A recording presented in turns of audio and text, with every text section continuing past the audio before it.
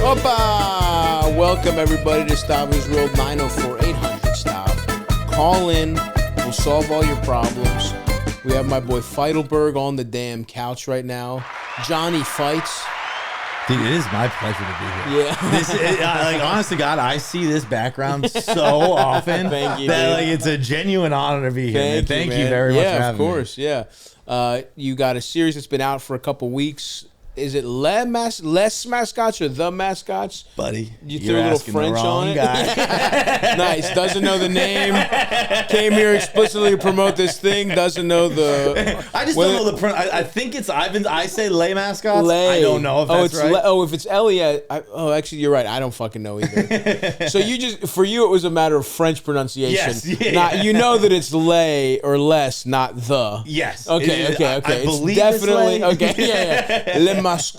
Yeah, that sounds right. Did you take any French in school? I did. I was a Spanish guy. Spanish. I was pretty guy. good at Spanish. Okay. Lived in Spain for a while. You did? Yeah, for like a summer. Okay. But when I was in Classic high school. study abroad stuff. Oh, in high school. Yeah. So I studied abroad, but I was in high school. At the But time. you went with you had the whole host family thing. Yes, and exactly. the, Stay with the billet family. That dude, the woman, the mother, I guess she's not my mom. My mom, actually, I was calling her my mom, and I was like, "This is my mom." And my mom was like, "You better knock that shit off." Oh wow, your mom got jealous. Yeah, she was like, "Nothing." She was feeling cucked by your Spanish mother. Like, you figure. have one fucking mother, and she's over here. Wow, that's awesome. So it was You're like, Mom, I want to fuck this lady. You're like, it's a different thing.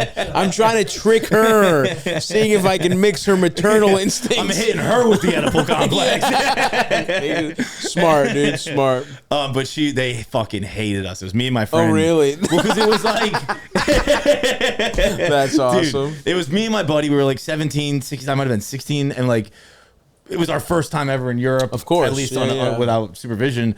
And we were just getting hammered all the time. But then we were in Salamanca, Spain.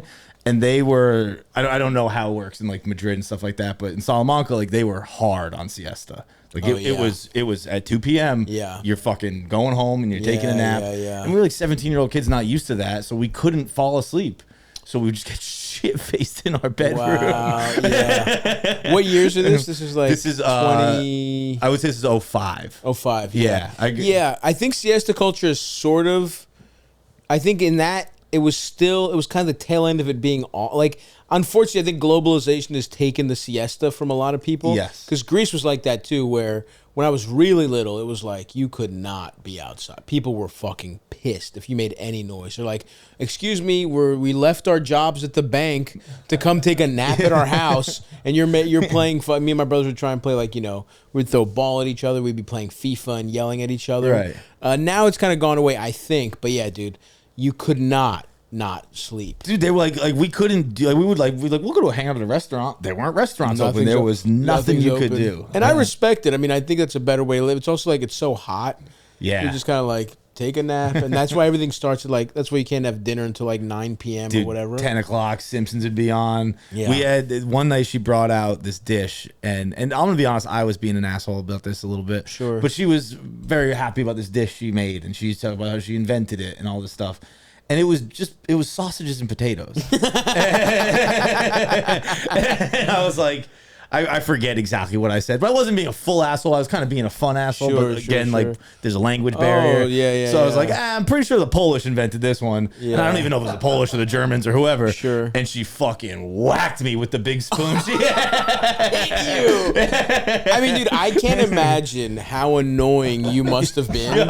Like when you're 16, just like a fucking American. I don't know if they got fucking redheads over there. You know what I mean? Like you just thinking you're being sarcastic. You're also getting just drunk all the time. Dude, if an alcoholic 16-year-old sat down at your dinner table and insulted your dinner, yeah, you fucking hate him. Totally. No, you'd be, and it's like I feel like they're like refined and shit like that, and it's like that's not what American teenage culture is like. No. And also they weren't refined. They weren't. These ones. Oh, yeah. What are they like? Well, we would sit at our dinner table would be like here, very similar to a room like this. And a TV about that size playing The Simpsons 24/7, dude. You stayed with a family a Spanish family that loved The Simpsons? Loved The Simpsons, dude.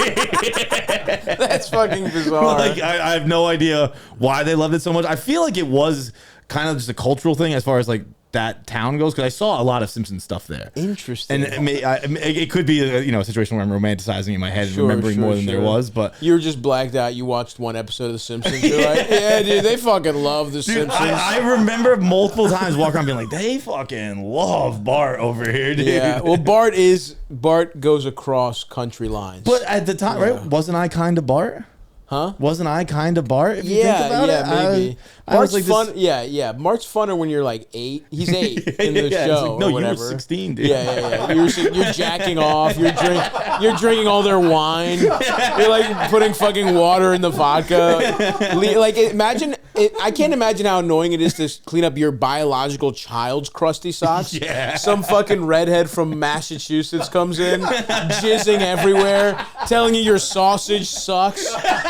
Telling you this thing you're proud of sucks dick, and you're like, all right, fuck you, man. No, excuse me. I only got hit that once, but I earned it. So there was you and your buddy, huh? Yeah, me and my best friend. So it was like the most fun trip I've ever had. That is pretty. That sounds well. And did they have did they have other kids? How does that work? Do they have kids? They had a child, okay, I believe.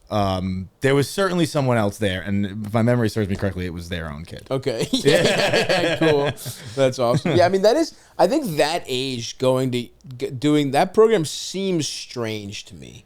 Like in hindsight, at the time I remember being like, "Whoa, that's awesome! I want to do that." But now I'm like, you sent a fucking child to live with a different family. Like 18, 19 is.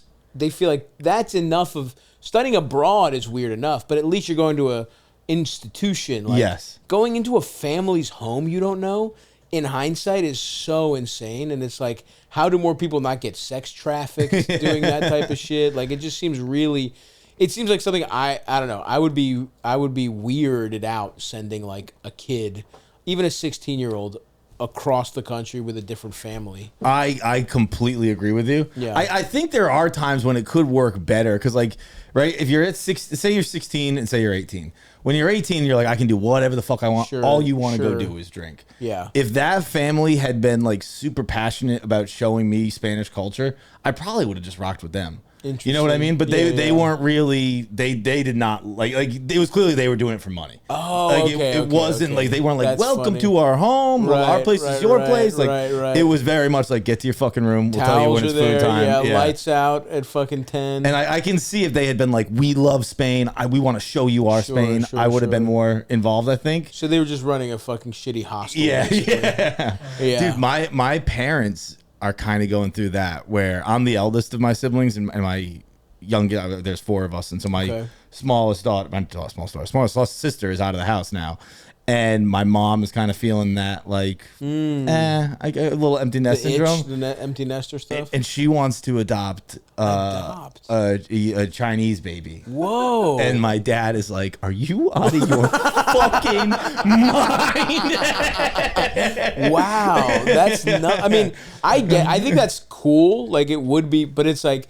I get where your dad's coming from because it's like, I'm done. Yeah, right. And you had 4, and it sounds like pretty spaced out, right? Like how much younger is your youngest sibling? Like 10 years. Okay. I think. So like she's been out of the house and all that college, but she's just like now she's like very much her own person, rather than like your early 20s. Yeah, still coming in for laundry, in and out, taking some fucking taking a bag of oatmeal with you, all that kind of shit. Yeah. And you grew up in Boston? Or I grew up in Fall River, which is like 45 minutes to an hour south of Boston. It's actually like Massachusetts and Rhode Island, the border. Like Fall River is the last town you go through in Massachusetts before Rhode Island. Gotcha. Yeah. Okay. So you're like kind of in New England, and it's like, and what kind of 4 kids seems like a touch too much. You know what I mean? Dude, 4 is too many. It's funny you say that because I never thought of it like that. Yeah. And then when I hit probably like 8, 10 or whatever, it was like we were a roaming baby factory. Yeah, dude. Which, because my parents are both from such big families that 4 wasn't big to me. Oh, interesting. My parents are both from, I think it's a 7 and a 6 or an 8 and a 7. Oh, wow. And so like 4, I thought we were half-assing it, literally, right? Yeah. But then I got older and realized that my parents had planned to have a big family like that as well. And then my dad got testicular cancer after 4. and The jizz went bad. couldn't have any kids anymore. But then, like I don't know, a couple months ago, Nimesh Patel was on KFC Radio, and we were talking. Nimesh just had testicular cancer. Yeah, and I was like, oh, that's a bummer. You can't have kids anymore. And he was just like, I can have kids. Yeah. I was like, wait, did my dad lie? Your dad was lying. He's like, sorry, we can't adopt a Chinese baby. My nuts don't work. Yeah, they said they won't give us a kid because my balls are all fucked up. No, they wanted to have 6.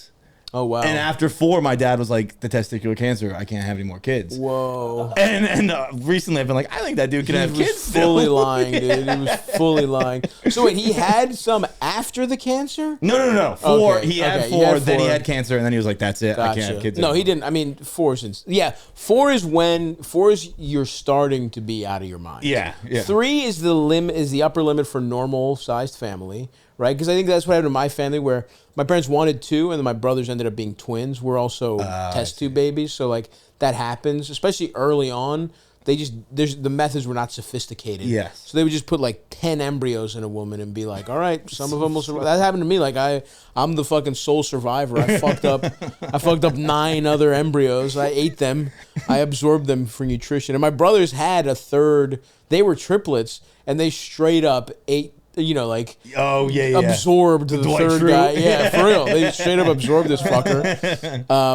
But I feel like three is the upper limit of regular, and 3, even to me, 2 seems like, it just seems like everyone should have 2 kids. Because it's like, it's not too many. You don't have a weird only child. That's always a big, very bizarre. You can tell when someone's an only child, there's something off about them. Yes. They're just like so instinctually selfish. They can't, you know what I mean? Because it's like you are faced with the reality of having to share resources on a basic level when you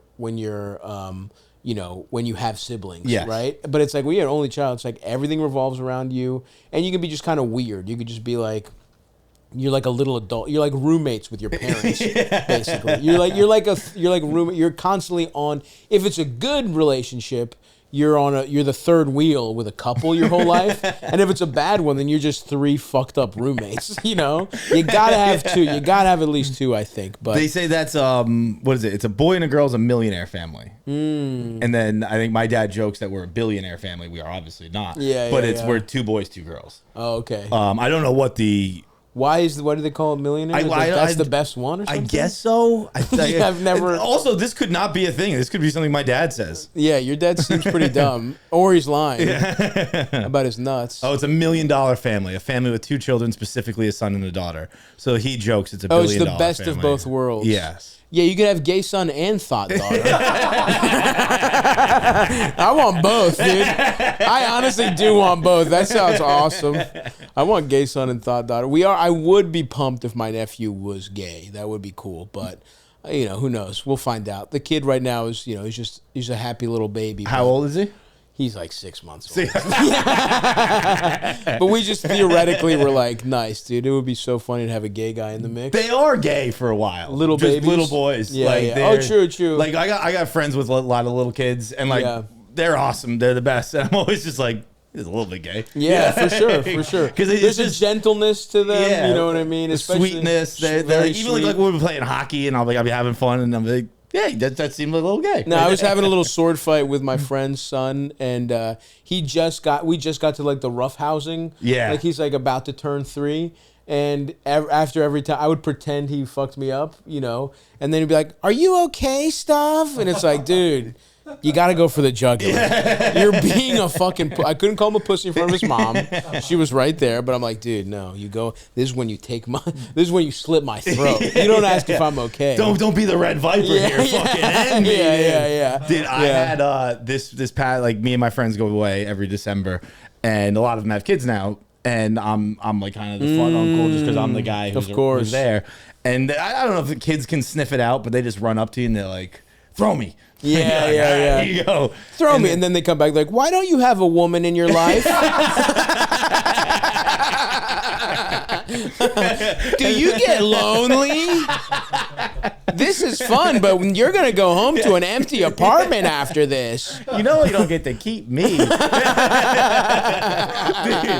then we were there and I threw him a couple times, and like 2 days went by, and we're watching a movie on the couch, and he comes up to me and he goes, Uncle John, you want to go play rough? And I was like, yeah, dude, I do. But you got to stop acting, like, don't whisper it. Yeah. You want to go do our special secret playtime? Shh, Uncle John, it's time for your favorite game that you told me never to tell my parents be loud about this. Make sure your mom hears me. Yes, I'd like to go roughhouse. Everything is above board, and anyone is welcome to observe. I've been a bit of a nomad this summer. I thought I would get in the zone a little bit. I thought I'd be in one place. It's been tough. And historically, when I'm traveling around, I gain weight. I balloon up. Not so much this summer. I have stayed moderately with my goals, even though my life's been all over the place. I've been lost a little weight despite the chaos, and that's thanks in big part to our friends at Factor Meals. I moved apartments. I didn't have all my cooking stuff. Factor Meals was right there for me with beautiful chef prep meals that are dietitian approved and delivered right to my door.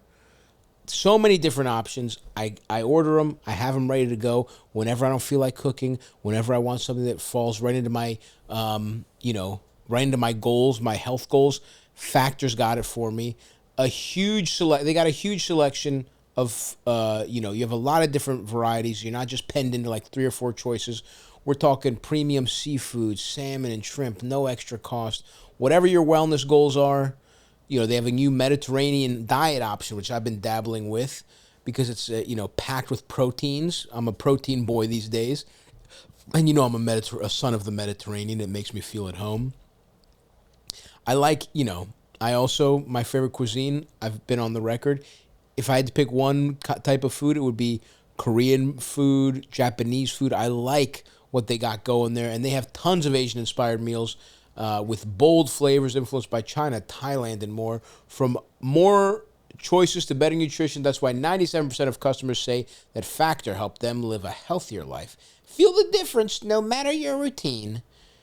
Eat smart at factormeals.com/Stavvy50off and use code Stavvy50off to get 50% off your first box plus free breakfast for 1 year. That's code Stavvy50off at factormeals.com for 50% off your first box plus free breakfast for 1 year. Get delicious ready-to-eat meals delivered with Factor. Offer only valid for new Factor customers with code and qualifying auto-renewing subscription purchases. Yeah, dude. No, it is interesting to be in that zone for sure, to be in the the fun uncle zone, because I do see that that's definitely in my future as well. Are you the last guy? Are you like the one, like of your group of like immediate friends? Is everybody kind of settled down, or it's getting there? I mean, I guess working at Barstool too. It's like it's kind of the same thing with comedy, where it's like you are always you can always constantly trick yourself into thinking you're young. Yes. Right? Because you have access to a bunch of like people in their 20s and you have friends. Like I would say working in any kind of entertainment, you end up with more friends that are younger than the normal person. 100%. Like constantly new comics or like, new fucking people who are doing podcasts or content, whatever. Like you meet so many people that if you could can trick your mind and think, I'm young, but that's not. You can't judge yourself off your youngest friends. You have to judge yourself off your actual contemporaries. Yes. For me, anyway. I'm totally projecting here, where I'm like, but it's accurate projection. That's the right way to do it. Yeah. Because again, you don't want to be the guy who's just like, dude, I'm fucking. What's up? Like vaping too much and being like 40 and being like, dude, what's the move tonight, man? Yeah. No, I'm with my like core friends, like my high school friends. It's a good mix. Okay. It's like half of them are settled down, half of them are kind of like probably, which is me, which is like settled down a bit. Sure. Like I'm not blacking out every night. I don't really drink anymore. Sure. But like I don't have a family. I'm in that gray area. Yeah. And is that you? Because I mean, coming from 4, your whole family, like that must be kind of ingrained in you to be like, I want to do that shit. Literally not at all. Okay. And it's never been mentioned to me. Like really? I've never had parents who are like, we want a grandkid, or like Oh, cool. they've never said shit. Your dad about seems to anything. have a full of kids complete in every way. Yeah. Oh, so they didn't. Okay, so they didn't impress you, but was that ever something that's like kind of filters into your head where you're like, because it sounds like your parents have a good relationship. Very good. Yeah. Really, really great. Yeah, yeah, like they love each other very much. But no, like it's. I never really felt like, maybe when I was like 20 and I had a girlfriend and I was like, this is who I'll be with for the rest of my life. right.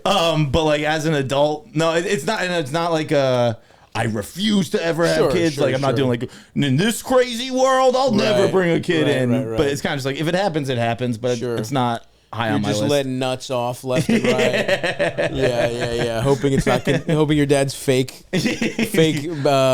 ball issues aren't hereditary or whatever. They're gonna be no matter what. Yeah. You were saying interesting though. I just read an article about you talking about what age you are, and I was just reading an article that people under 25 think of themselves as 40% older, whereas people over 40 think of themselves 20% younger.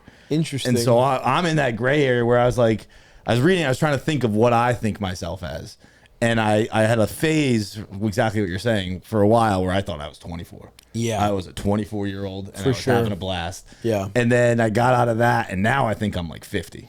Yeah. I know what you mean. Your perception, your self-perception is like, you think, yes, when you're young, you're like, oh, I'm running out of time. I'm old as fuck. When you're like 25 or whatever. And yeah, I feel the same way where it really did not hit me. Like, yeah, I'm 36, and I feel the same way where I'm like, I'm old now. Yes. But even up to like maybe 3 years ago, I was like, I'm a young guy. Dude, it was, I think 30, I'm 38. I think 33 was my like, I'm getting up there. Something shifted where it was like, what I say is like, something shifted when I would watch the NBA draft and want to fuck the moms instead of the girlfriends. You know, where I was like, because you would see the because these kids are like 19, their girlfriend's like in college or whatever. But their mom, especially like if somebody had a 19-year-old and they had him at 20, it's like just like a sexy 40-year-old woman. I'm like, hell yeah. Anne Hathaway I'm like, right now there? we're talking. This is more my speed. Or like, you know, when you go through like when you walk through like a college town or some shit and you're like, these are children. Yes. There is a nice thing that changes your perception. I think it might have been, I actually just read that. Excuse me. Mr. fucking reading over here. This reading, the first one was an article. Mr. fucking statistics over here. The first one was an article. This one was a meme. Yeah. And it said the human body ages in 3 states. Like it really ages at 3 separate ages. Okay. It ages at 34, 60, and 78, I think. Interesting. And I was like, oh, that makes sense. Like the first time I ever felt like I aged was at 34. Interesting. Yeah. 3 ages human body is what Eldest searched. I've seen this meme. Yeah, 34, 60, 78. Yeah. Is that based off literally anything? It makes sense to me, but yeah, it doesn't, whatever. Who gives a fuck?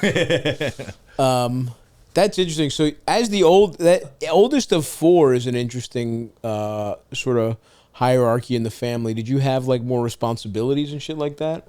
Not really. No. I would say no. I don't know. Yeah. Like my parents ran a pretty loose house, but also like I don't know. They were good parents. Yeah. We didn't really have rules, but we had to be civilized. Sure. So I wouldn't say I felt too much responsibility. I'm sure Maybe I did. that's why they let you go to Spain. They're like one less child in the house for a summer. It's like we have a normal amount of children for one summer. We have 3 in our house. They let us all travel all the time. Like me and all my siblings are pretty well traveled. Interesting. And a lot of it was with our parents, but also a lot of it was solo too. Did you do camp? Did you like summer camp? I would do hockey camp. Okay. I go to Providence College hockey camp, and that was a sleepover camp, so I go for 2 weeks. Oh hell yeah! Get nice with it, dude. That was the first time I learned I was Jewish. Interesting. Well, first of all, I'm not Jewish, the first time, Feitelberg, yes. That would be crazy if the first time I learned it was middle school. But I learned I was supposed to be Jewish because I was away at Providence College hockey camp, the Friars, and it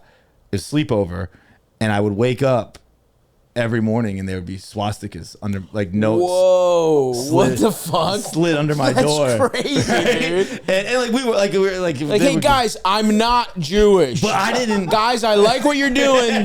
No problem with the notes. They're going to waste, dude. That's all. I didn't know I don't even know if I That's looked close enough to know what they were. So I would just step over them every day. Yeah. I just step over them. I go to practice. And those kids thought I was like the proudest Jew ever. like, oh, this guy's unflappable. He's holding his head up high. Yeah. You cured some people of their fucking neo-Nazism. Maybe we should rethink this, fellas. In the face of such Jewish dignity, I've decided to change my ways. It is awesome. You're like, yeah. That's just like you're in like a hockey camp in Providence. You're like, all right, that's like, all right, guys, who's the least white one?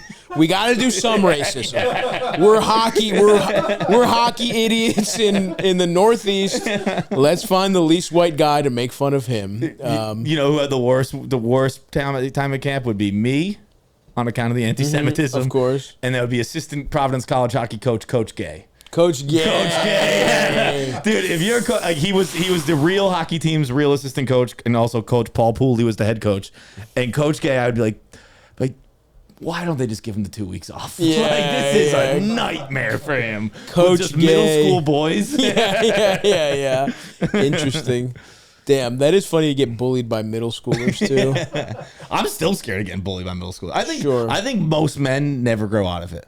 I think most men are still living like they're gonna get called gay in the middle school playground. I guess I never. I think that was I went to Baltimore City public schools, and it's like it really is the fire that forges you. There's no harsh. Like, to me, I see it as like I will never have it worse than I did in middle school. Yeah. And I also legitimately think it helped me become funnier without question. 100%. And like now it's a thing of like, yes, when you're that age, you're scared because of like the social repercussions. You want to be, but now it's kind of the crazier thing where it's like you have no power anymore. Yes. Because it's like you can't threaten them. It's like, you know what I mean? You can't like, they just you're supposed to like be more mature, and yet it'll still cut to your very core. Right. You know what I mean? It's like, it is like this thing where you're powerless, and if they get you, there's nothing you can do. You have to just be really funny, and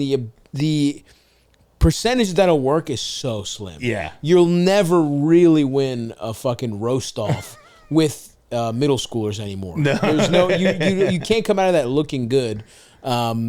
But there are kids, I'll like cross the street in New York. Like if I saw like school just got out, I'm like, I don't want that smoke today. Part of me wants to be like, I have to go. I need to see if I can still handle them. You know what I mean? Like, part of my job is it's like being able to roast anyone. And it's like, it's kind of like fucking going and training with Shaolin monks. You know what I mean? Like, if you really want to get your fucking martial arts at the top level, I almost like, if I see a bunch of middle schoolers or like high schoolers come off if I see them in a train car, I'm like, I have to go to that train car. I have to see what they think of this outfit. Make sure I'm I need to know that I can wear a dress like this and have this haircut and survive a train full of New York middle schoolers. And if you can, you're the strongest you can possibly ever be. Dude, you say in the Shaolin, just reminded me, you see who Wemby's training with now? Garnett. Everything I see about Wembanyama makes me love the kid. I'm not a huge basketball guy, so like I obviously am aware of him. Sure. But I don't follow the sport that closely.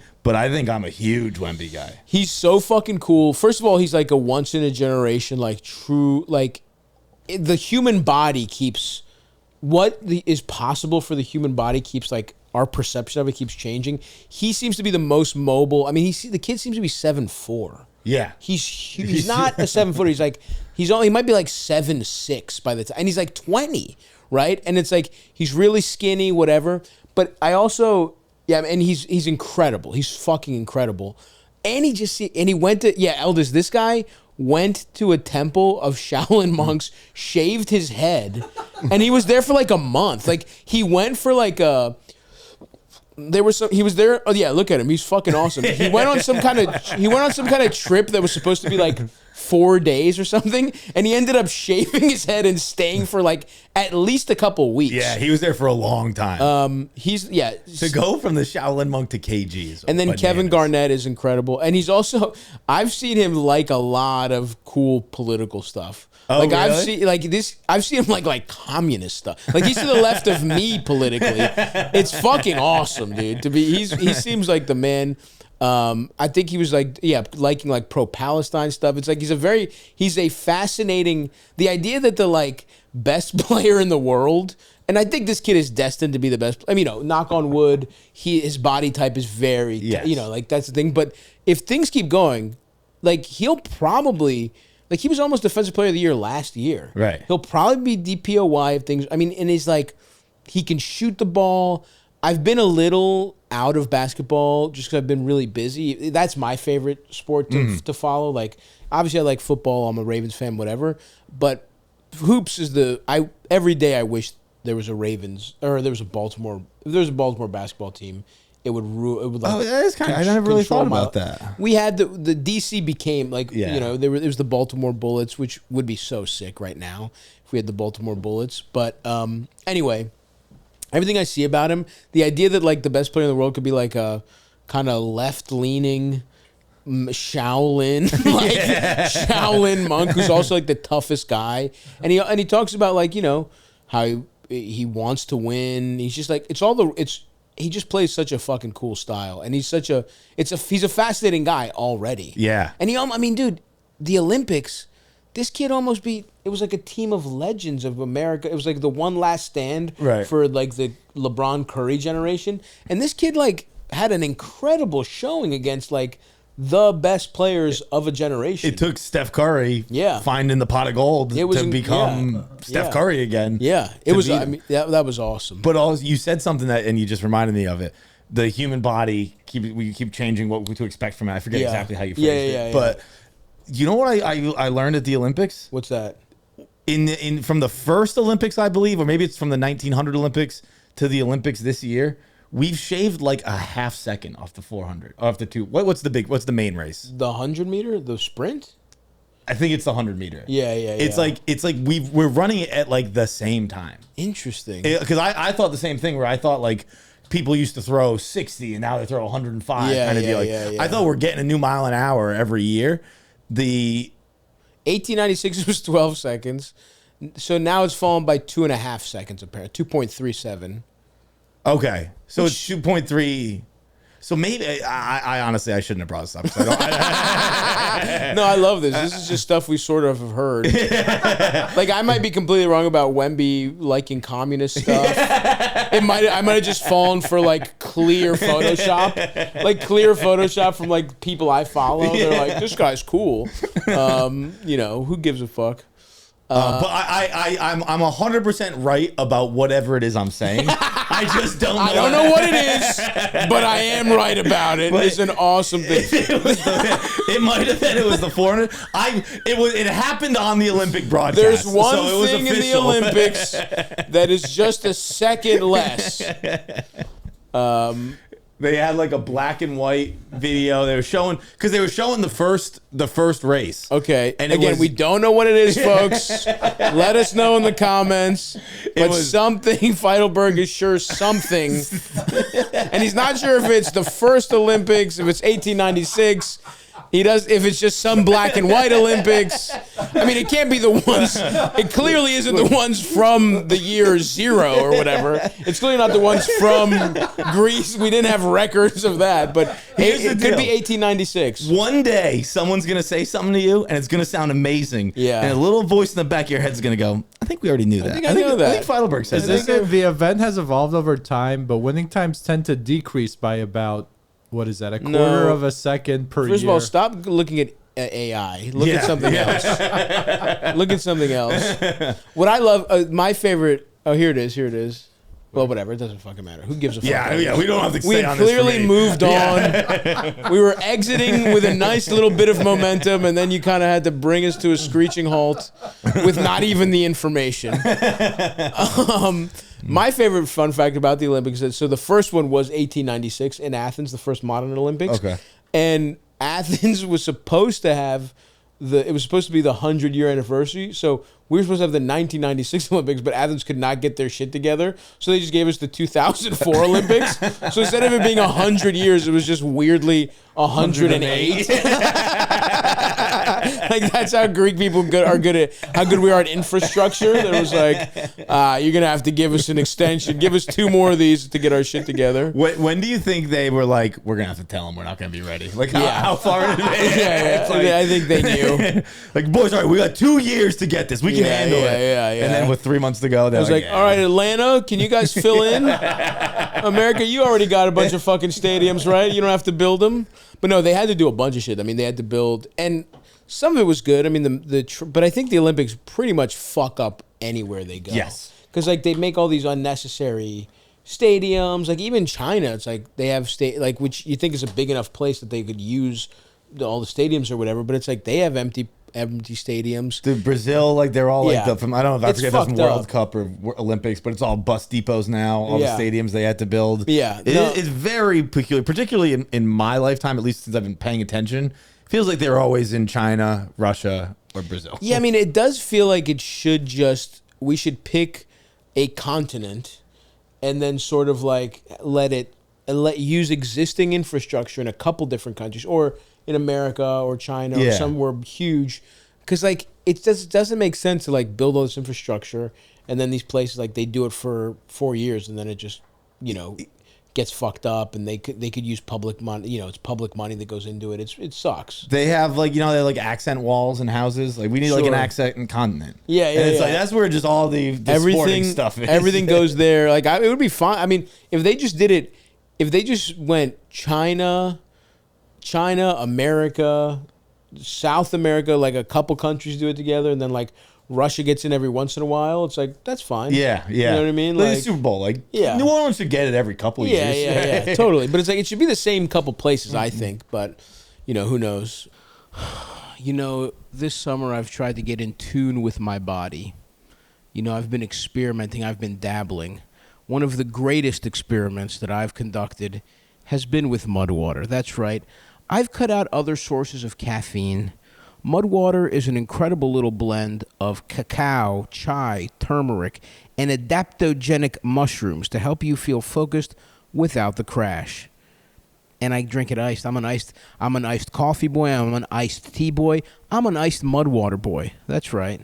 You just mix it with cold water or milk. I'm a water guy, okay?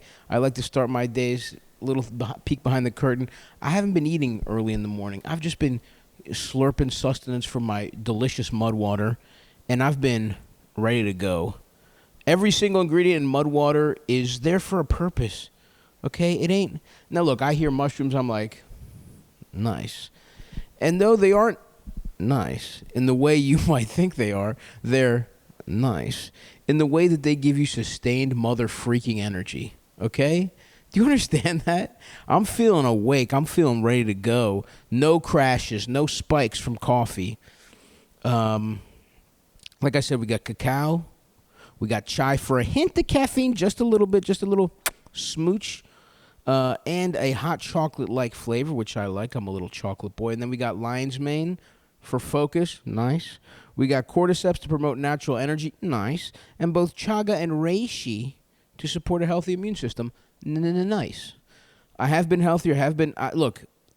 This isn't scientific. I'm just telling you, as I've been drinking, I've been feeling better about it. I've cut out energy drinks, caffeinated sodas, coffees, all that kind of.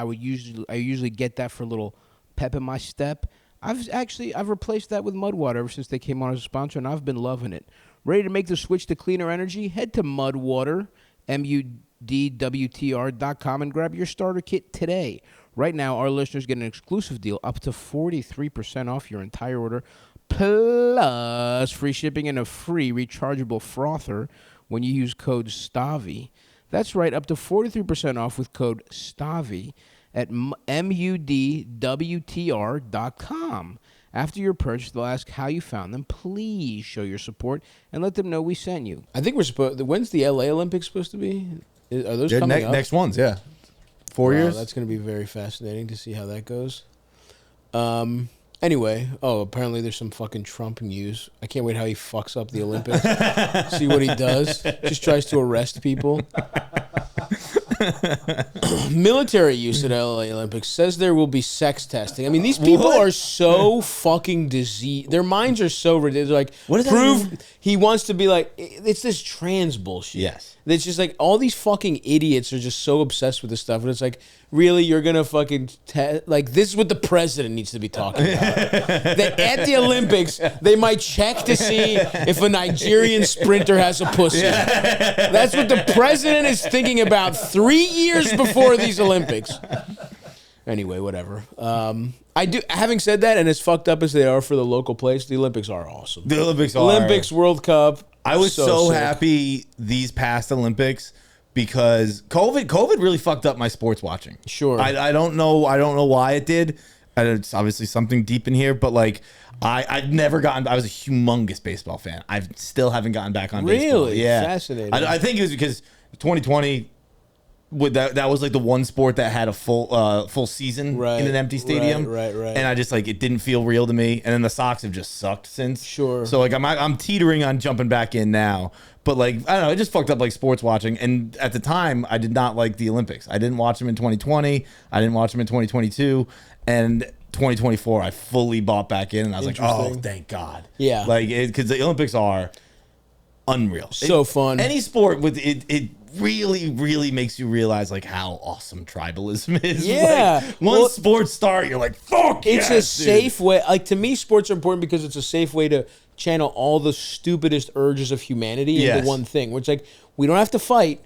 We can just play basketball against each other. Yeah. We can just run against each other. And then we'll talk shit based on that. And that scratches the fucking itch. Yeah. You know what I mean? Like, that's why I think soccer's awesome. It's like, I think it has been a way for like these European countries used to fight each other constantly. And you have that baggage, but it's in a way that's like, all right, no one has to die, but it is fucking intense. Dude, I'm so happy you said that because I was just in London and I was out with a buddy. He's got English buddies, so they came out with us. We were watching the Wimbledon final, and someone said, "Where's Sinner from?" And I answered Italy. And one of the Irish English guys sitting with me, he goes, "He's fucking German, mate." And I was hilarious. like, "What do you mean?" And he's like, anything from the north of Italy is just fucking Germans. Fuck the fucking Germans. Fuck Sinner. And I'm like, North God of damn, Italy man. is German. to them? Yeah. He's like, he speaks German. Look at his fucking face. He's not a fucking Italian.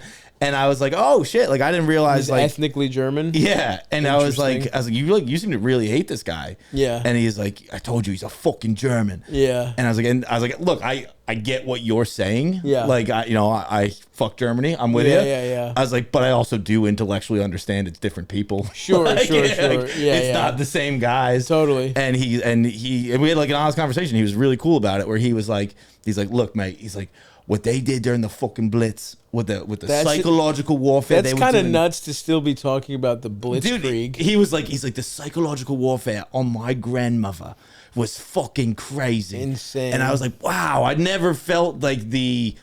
I obviously know of World War II, but like how I learned it was like we went over there and we put a stop to that shit. Sure. Like it wasn't ever a risk of that. It was fascism was coming here. That's not, at least that's not how it felt when I learned about it. In America, they got it where it's like, yeah, I mean, look, did a generation of housewives get the shit kicked out of them by fucking shell-shocked PTSD guys in the 50s? Yes. Yeah. But no one ever got bombs dropped on them or whatever. Yeah. And so it was wild to hear like that, but it was also so cool to have them like be able to have like this rivalry with their neighboring countries without it being like I feel like the rivalry we have with as Americans with our neighboring countries isn't quite as fun. No, you know what I mean? Like when he says like why he hates them, I was like, yeah, it's a pretty good reason. Like I see where your anger comes from, and that's just the most recent war. Yeah. Like they've been fighting each other since like the you know what I mean? Like since the year 1000. But then if you ask like an American, if you're like, oh, like like they're like, I don't like Mexico, and it's like, why? Like too many fucking Mexicans. Yeah. Like all right, well that's kind of a different answer. Well, that's dude. not exactly there's not it's like that's not exactly a fun reason. Yeah.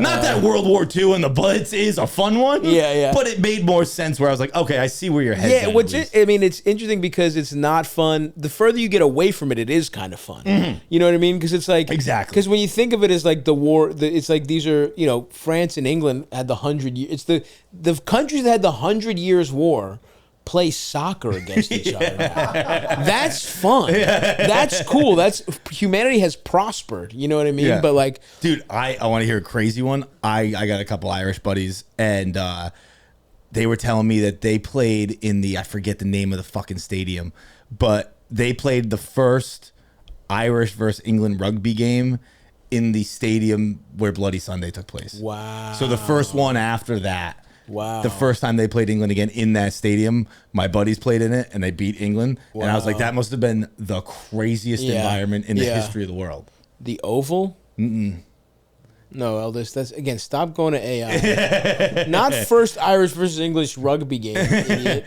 It was whatever the Dublin. It's called like the Gaelic Athletic Conference or whatever. It's something about some of the Gaelic sport. I mean, Ireland, I do like how much they hate England for real. Yeah. Like to them, it's not really a fucking joke. No. They're not. It's not like something about your grandmother. It's like this shit pretty much just happened. Yeah.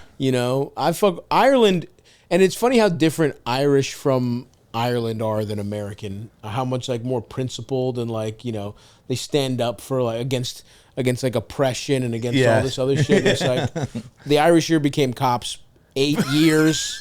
As soon as they let them be cops, they're like, nice. Time to fucking beat up the other ethnic whites and eventually other minorities. I can't. Dublin, I'm there. I'm there in September.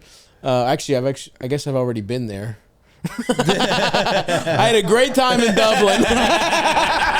I had a really great time in Dublin with you guys, and we were laughing and fuck the Queen and Lizzie's in a box, etc., etc. That was awesome. As soon as Queen Elizabeth died, the day she died at a fucking soccer game, they were chanting "Lizzie's in a box, Lizzie's in a box." Just the anytime you disrespect monarchs, I absolutely tip my cap to you. That is fucking awesome. That is the difference between how strong the monarchy is like in Europe and how like people just don't even like how much different it is. Like the Saudi Arabian monarchs can just kill an American journalist. Like imagine if somebody said, if someone mocked the king of Saudi Arabia, it's like they would have shooters at his fucking house. That's real monarchy, dude. The only place you still see it is in the Middle East. It's all the shit in Europe is fake. Dude, I went to the Tower of London when I was on that London trip. And that's cool. I like that place. That was cool. But exactly what you're saying with like Sir Walter Raleigh, like they would just they would just like we're keeping them. We're just gonna ask them some questions, and it's like how many people just never got out of the Tower of London. Dude, they said that at one point they put 400 Irish guys in a tower and just locked the door and walked away. I was like, "You're telling us this? Yeah. Like, aren't you supposed to cover this stuff up?" And it's crazy. I was like, "What'd you do?" He goes, "We went back, or not we, obviously, but he's like, they went back in 4 years," and I was like, why did they wait it probably took about a week. Yeah. Right? For all of them to die if you got no water, no nothing. Like, yeah, I don't know. I mean, I just know the Tower of London, they would just put like, if there was like a usurper to the throne or something, they would just lock, or if somebody had a competing claim for the throne, they would just lock their rival up in the Tower of London and be like, oh, they're there for safekeeping. And then, they would just end up dead or missing or whatever. Do you know they say from the Tower of London that the monarchy in the history of England has only ordered something along the lines of like 62 tortures. And I was like, that seems like a made up number. There's no way that's true. That seems a little low ball. There's absolutely no way that's true. It's like they didn't order them because they were like out hunting quail or whatever. They were out on a wild boar hunt while whatever. Their main, I don't even know who the fuck would do it. They were torturing the fuck out of people. Out of everybody. They were treating people it's hilarious. That information is on the same part of the tour where they're like, we locked 400 Irish guys in here. Right. Well, that's torture, bro. Yeah. What did you describe that as pretty a torturous experience? Yeah. I mean, yes, exactly. Just not having basic human rights in the Tower of London is torture. Yeah, interesting. I don't, I did like London though. I really liked London. It's a great town. I was a little underwhelmed with Dublin. I'm sure you loved it. I had a great. Already had a great time. I really loved it, and I had many wonderful experiences there. Really underwhelmed. The people like again. I have heard from a couple people that it's like you don't need that much. Like you can kind of get the place pretty quickly. It's a city. Yeah. The best way I had it described to me by an Irish person was when you close your eyes and picture Ireland, you're picturing Galway. Oh, Dublin's just a city. Interesting. And I've been to Galway, and I think that's pretty accurate. That like Galway is much more Ireland, There's and Dublin's not just New the York. no rolling hills and shit in Dublin, that kind of thing. Okay. Yeah, well, this won't factor into my plans because I've already been to Dublin, but I either agree or disagree. I'm not sure. Elders, I think it's time we've got our friend Fights here. He's clearly a wise man. Oh yes, a man with so much to offer our callers here. So why don't we take some calls and see what problems we can solve? Hell yeah, folks. Starting your own business can be damn intimidating. It's a lonely task. You got to wear all the hats. You're wearing a top hat. You're wearing a bowler. You're wearing a kufi on top of that. Too many hats. I know that as a one-man band podcaster, comedian, merch salesman. I did it all, and it was a pain in the ass.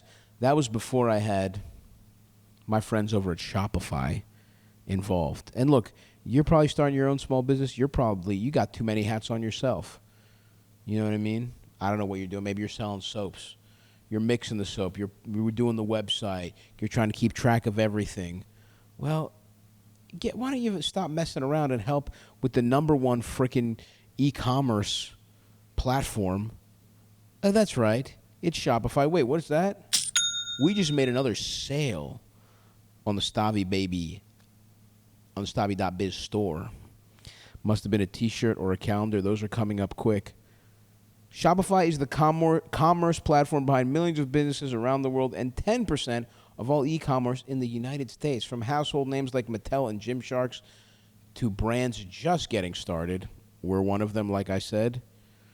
Look, get your damn business off the damn ground with Shopify. If you're ready to sell, you're ready for Shopify. Turn your big business idea into with Shopify on your side. Sign up for your $1 per month trial and start selling today at shopify.com/Stavvy. Go to shopify.com/Stavvy. Shopify.com/Stavvy. Holy crap. Hey, Stavvy and Eldest and whoever the guest is. I just need some advice. So my boyfriend and I have known each other. Hey, Stavvy and Eldest and whoever the guest is. I just need some advice. So my boyfriend and I have known each other for 10 years.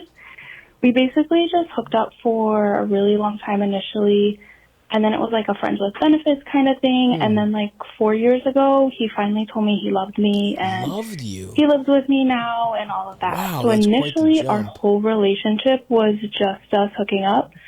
But then the last couple of years, he's had issues getting it up and like staying hard. And he also has this like autoimmune issue that causes cysts in his like armpits and waistline, which can be Jesus painful. Christ. So basically, we haven't had sex in a really long time, like in a concerningly long time. Like it's been so long. So I kind of just need to get fucked, honestly. I was wondering if you guys had any advice. Obviously, I know we have to have a conversation, but like any other advice? And then also, how do I have that conversation without, I guess, like embarrassing him? Because I obviously know it isn't necessarily his fault. At least I don't think it is. Also, some like additional information. When we were hooking up and then like initially transitioning into a relationship, we were open and could hook up with other people, which I guess technically can be something that I mentioned if and when I have this conversation with him. But I don't know how either of us would feel about being open at this point. considering it seems like it would just be me hooking up He's with just someone writhing else. in pain with And I guess- fucking armpit cysts. It's like, my soft dick and my cysts. And my girlfriend's just getting At least railed. my girlfriend's getting fucked.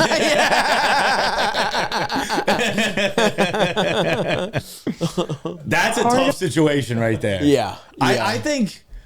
Is there more to it, Elvis? Should we dive in now, you think? Go ahead. Just So let's let my her hold finish. up with that is that, like, maybe his issue is actually with me and not, like, the stuff I think he has going on. So if I have that conversation and then, like, he were to hook up with somebody else at that point, that would be so crazy after all this time. So, yeah, any advice would be, like, greatly appreciated. Obviously, like, love him. Don't want to hurt his feelings. But I, like, just really need to get fucked. Interesting. Thank you guys. Bye. I respect this. This is a woman who knows her needs. And if it was a guy in the situation, obviously it's the same thing. And sometimes you just got to get a nut off. Yeah. You had some thoughts? Well, I was just gonna say, like, I don't know how old the caller is. She sounds a little younger than us, if I had to guess. But I don't know. Maybe I'm crazy. I think just a conversation's the easiest way to go. I think For sure. I 10 think years. just, They know each other for 10 years. like, just that. Be like, hey man, what's the deal? You know what I mean? Like I started doing that later in life, probably later than I should. Me too. But like when I just notice the vibe is off, I'm just like, yo, is everything all good? Yeah, and yeah, it yeah. figures out pretty quick, dude. For sure, Like, for sure. It's and as someone with a penis, if my penis wasn't working and my girlfriend was like, I need dick, I think I'd be like, just talk to me, and I'll figure something out. Yeah. Where like I can help you out, Sure. or maybe we can get this thing working. Sure. I'm a huge. It's such a lame answer because it's like the accurate answer. Like I'm a huge communication guy. Yeah. It's all it is. Every problem is just miscommunication. Yeah, and I think, like, I mean, look, if I'm her, I mean, this also is a tough relationship to stick the landing on, I think, like, absolute no strings attached fuck buddies to, like, kind of friends with benefits that are sort of in each other's lives to open relationship to finally it's monogamous and now his dick's not getting hard. That's kind of wild. Yeah. You know, like, I think because your relationship started in such sort of like a non-traditional way, communication is even more key. Yes. Because, like, you can't just kind of assume everything's all right, you know? And I'm also with you where it's like, look, my dick doesn't work half the time. That doesn't stop me from trying to fuck. Yeah. You know what I mean? Like, I'll just fucking eat pussy and, like, you know, jack my pathetic little dick off. But I'm doing it with a woman I love. You know what I mean? Like, Yeah, I'll do whatever you want to you. Totally. Like, I don't give a shit. That's the thing. If even my dick didn't work, whatever, and like my girlfriend was horny, I'd be like, all right, we can figure some stuff out. Like, and yeah, like that's I have that joke in my last special where it was like I like hooking up with bi girls because like if my dick doesn't get hard, it's like nice. We're just lesbians, you know what I mean? Like we'll just eat pussy, we'll finger each other, like great, you know what I mean? So it's like I do think there's something going on here, and I think you should. I guess one thing is be open to. Like, although she's saying she really needs to get fucked, maybe she is the kind of girl that needs to be pounded. Yeah, but she can't be because it's been years already. I don't know how long. She said a really long time. I'm guessing. Concerningly long time. I'm guessing it's over a year. So you can't be like. Maybe. Or who knows? This fucking freak, it might be, Like, it might be 3 He weeks. hasn't fucked me since Tuesday. No, but it's probably at least, we can safely assume it's a serious chunk of time. Yeah. Dude, Yeah. I've had kind of the opposite situation here where I had a new girlfriend and things weren't starting off smoothly. I don't know what, because I was young. It was like the first time it's ever really happened to me. And I was the one to communicate with her where I was like, look, I understand this feels weird.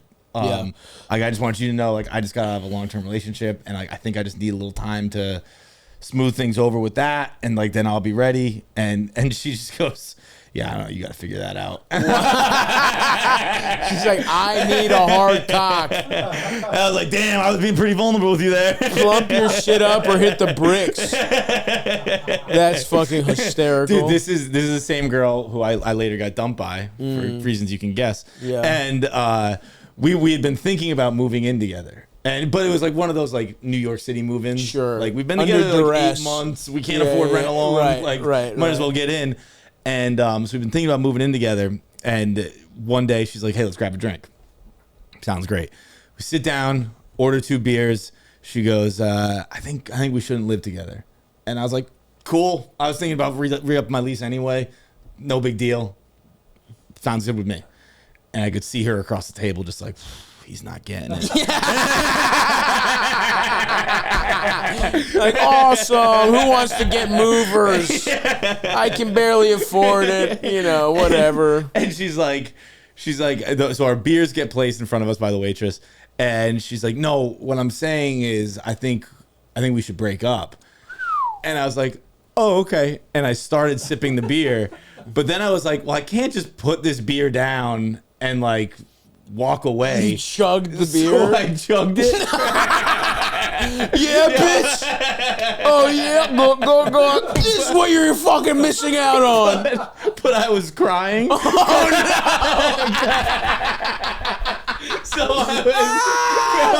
So I was crying. I was trying to hold the tears in. Oh, my God. Tearing up, like, chugging a beer. Choking, and it's starting to spill out of the side of my mouth. Dude. But I'm like, I can't put it down. Yeah. So I fucking finished the beer and put it down. And she just looks at me like, I'm a psycho. Of course. I mean, that is insane. And she goes, "Yeah, you don't have to stay if you don't want to." And I was like, "Yeah, I'm gonna leave." I'm gonna go, and you're paying for this beer I chugged. I did leave. I think she picked up the bill. She was a great chick. It was all my fault. Was it because your dick? So far, I've heard your dick wasn't hard for a second, and then it was. But you did more. You had more issues in the relationship. Not really. I think it was just like I didn't see the relationship for what it was, which was she was just taking a little time out. She'd already found the guy she was marrying. Oh, really? And like it was like she broke up with the guy. We started dating like immediately. Hold on. You've been gaslit by this woman. She found the man she was marrying. She gave him a little time out, and she was like, "Well, I got to get my hole stuffed in the meantime. So who's the guy I don't give a fuck about that I can just string along for a second?" She talked about moving in with you. What are you talking about? Jesus Christ, dude. Thank you, bro. Thank you. I've been for fucking 10 years. Been like, you stupid idiot. Why'd you think that was real? It's not your fault, man. Yeah, dude. Is this Goodwill Hunting right now? You're about to start fucking... Get him a beer so he can cry, Eldis. Get him a fucking Miller Lite to chug so he can actually start crying. That's so fucking funny. It was my fault. I'm a little lame dick loser who can't tell when he's not loved. That's fucking hilarious, dude. God damn.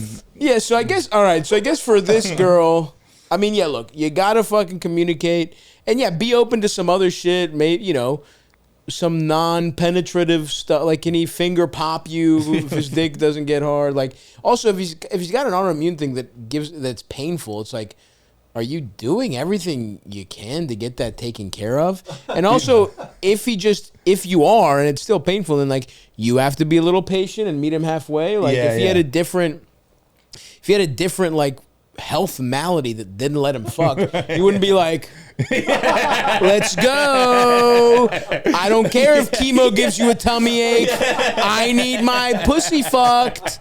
Right? So it's like, I don't know what level of serious this is. But like, point. You know what I mean? But like, you know, let's worry about that too. Elvis, play the next voicemail. Yeah. It's some guy going, "My wife's on chemo, won't suck my dick." So yeah, look, you know you have to communicate. Talking about opening it up to me is insane. You guys have like, if you're doing that, just break up. You guys made it out of that desert, that Sahara, unless even that open didn't sound like we had an open relationship. No, it sounded like that fucked up gray area. Yes, where you're like, God, I hope neither one of us hurts the other's feelings. I hope we don't do anything irreconcilable. Where you're just like holding your breath and be like, if we survive this, I'll date her.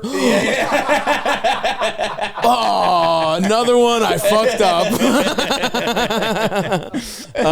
Yeah. So look, I get it. But also, I will also be, you know, you obviously love this person. You guys have been through 10 years is kind of fucking crazy. I'm obviously not telling you to break up or anything, But I would just say you have to actually talk this out, and you have to fucking, you know, be realistic about it, and like, and but yeah, I think you know the open thing is kind of crazy, and you know, also like, why is his dick not getting hard? Like, figure it out. And I like, you know, that's happened to me. I will say, I have been in relationships like this where it kind of started out messy. And then, like, when we actually committed, it was like, I actually feel like my dick worked better. Yeah. You know, because I was actually in love. Like, I actually loved the person. When you actually feel emotion, it's amazing. Yeah. It's incredible. Literally, we broke up in both instances a week after that.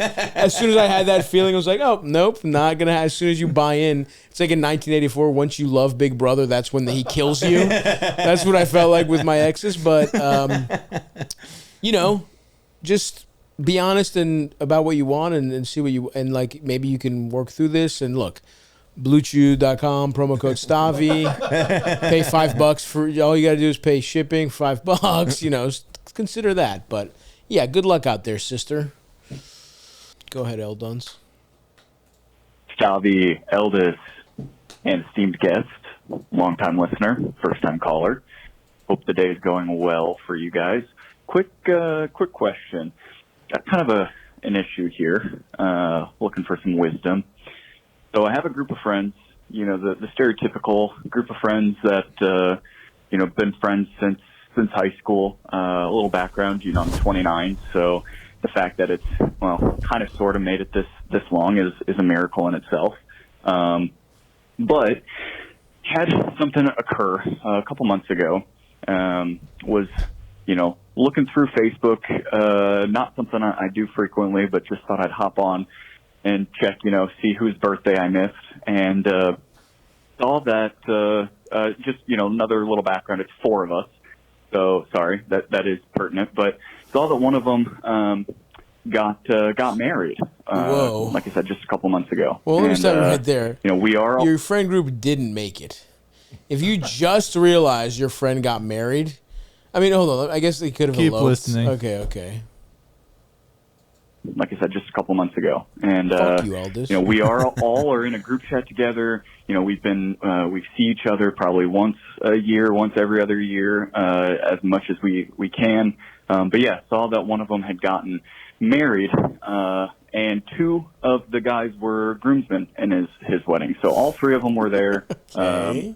Like I said, I found out through Facebook, and it was pretty heartbreaking. I, you know, said something in the group chat and then immediately left, and, you know, didn't hear anything from them for probably about a week. And then the guy who got married reached out to me and just said, hey, like, what's your deal? Why'd you leave the group chat? I felt like that wasn't, you know, worth a response, so I didn't say anything. And then, you know, a couple months go by, couple weeks go by, and, you know, another one of my friends there in the group chat then reaches out to me and basically apologizes on behalf of the friend that got married for not inviting me. I kind of have a feeling where this is going, but, you know, like I said, I just thought I'd call and see what kind of advice you guys might be able to offer up. Like I said, it's pretty hurtful. You know, we've been friends for, you know, 15 years of my life, pretty much half my life, and just kind of feels like a real, you know, stab in the dick. So appreciate you guys. Love you. Bye. What did I need to keep? I was completely right. No, this guy did not get invited. I know. That's what I'm saying. Oh. It's like, if your best friends had a wedding and you didn't hear about it, they're not your friends. Yeah. Oh, I thought you were saying about all of them, not just him. One of No. it's either you, the caller, or the 3 guys. One group of you is a humongous asshole. Right. Did you do anything? Now look, the other 2 guys are there are ways. I mean, the other 2 guys, like, if this were to happen, I mean, again, I can't fathom this happening in our friend group. It's just insane. Yeah, right. Like, my friends from high school or even longer, it's like, no one would ever get invited to, no one would ever get married and we wouldn't find out about it. That seems fucking nuts. Now, maybe there's a dinner or something, like, you might feel left out. But even if you feel left out of something, I feel like one party is leaving somebody out, and it's the other party, the other guy's job to be like, hey, why the fuck aren't we involving Exactly. what's his face? That's what I like. You know? Like, one of my other the two other friends would have reached out to me, particularly they would have done it pre-wedding, but they definitely would have done it after I sent a text and left the group chat. I know. Like they would have It took sent me a couple text. months after that for them to reach out to you. That's fucking insane. If like they would have immediately been like, dude, sorry about that. Tommy's an asshole, or whatever they would have said. Well, I mean, yeah, you could have been like, look, it was really fucking weird. It's ultimately his wedding. I thought it would have fucked things up. I feel really bad about it. Can I make it up to you? Whatever, right? Like, they're a little complicit, but it's, first of all, the guy whose wedding it is just isn't your friend. Yes.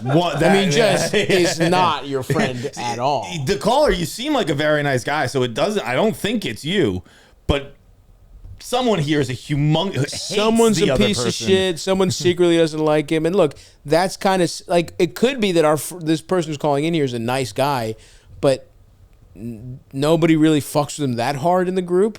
That he's the guy who's always like, he's been around forever, but it's like, look, maybe the guy's wife doesn't like him, and she's like, oh, you want to invite him? We're having a small wedding. And it's like, all right, I told you couldn't bring your stupid fucking cousin. We'll cut this fucking idiot. I don't care. Like, but either way, you still usually get like, even you're on the groomsmen, like you're still invited. No, don't get me wrong. This is insane. Like I'm having a hard time wrapping my mind around.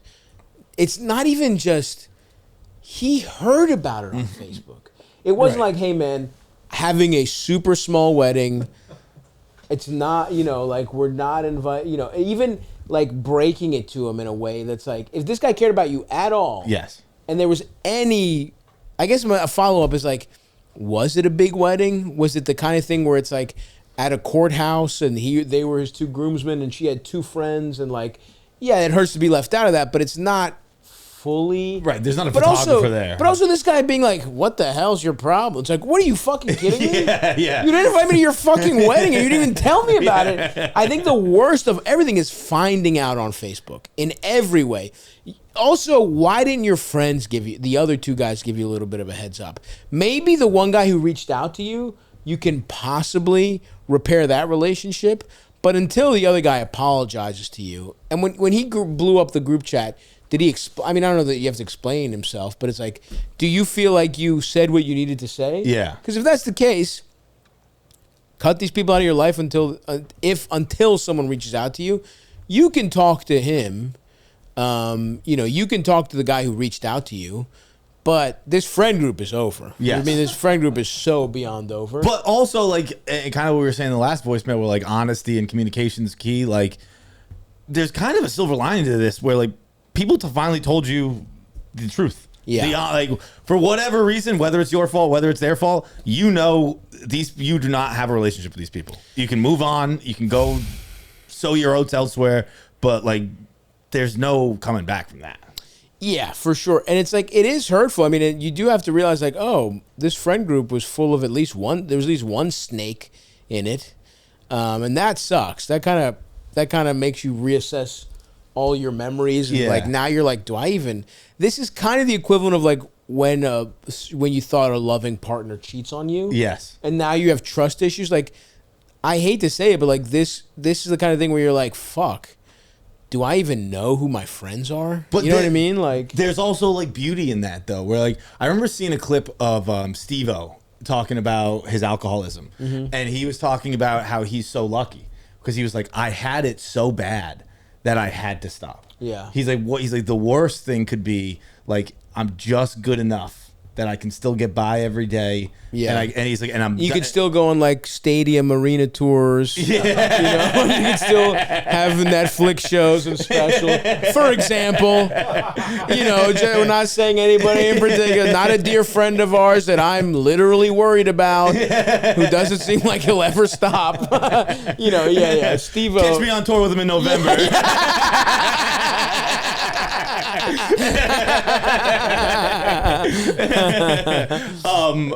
But there is like such like the worst situation to me is like these guys are your like for the rest of your life. You're walking around being like, these are my three best friends. Totally. And they don't actually give a fuck about you. Like, at least now you're 29, I think you said. Like, you can cut it out, be done with it, and find a new friend group who's going to be good to you. For sure. And I think, totally. And you probably have other friends. And it's like, this, you're not a bad guy. This isn't your fault.